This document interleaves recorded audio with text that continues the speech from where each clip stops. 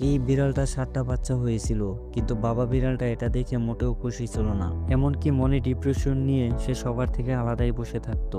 কারণ হলো ৭টা বাচ্চার মধ্যে একটা বাচ্চাও তার মতো দেখতে ছিল না। তবে তার মালিক এই সম্পর্কটাকে ঠিক করতে চাইছিল। তাই একটা ছোট্ট বিড়াল বাচ্চা নিয়ে এসে বাবা বিড়ালটার কাছে যায়, কিন্তু ছেলে বিড়ালটা বাচ্চাটাকে দেখেই রেগে যায়। তবে ধীরে ধীরে বিড়াল বাচ্চাগুলো বড় হচ্ছিল, তবু ছেলে বিড়ালটা ওই বাচ্চাগুলোকে অ্যাকসেপ্ট করতে পারছিল না, যার জন্য তার মালিকেরও একটু চিন্তার ব্যাপার হয়ে গিয়েছিল। সমস্ত সমস্যার সমাধানের জন্য মেয়েটা বিড়ালগুলো ডিএনএ টেস্ট করে। অদ্ভুতভাবে ডিএনএ টেস্টেও ধরা পড়ে যে বাচ্চা বিড়ালগুলোর সঙ্গে এই ছেলে বিড়ালটার কোনো রক্তের সম্পর্ক নেই। তবে তাদের মধ্যেই সম্পর্ক ঠিক করার জন্য মেয়েটা ছেলে বিড়ালটাকে মিথ্যা কথা বলে দেয় ছেলে বিড়ালটাকে। সে বলে যে এই বাচ্চাগুলো তোরই বাচ্চা।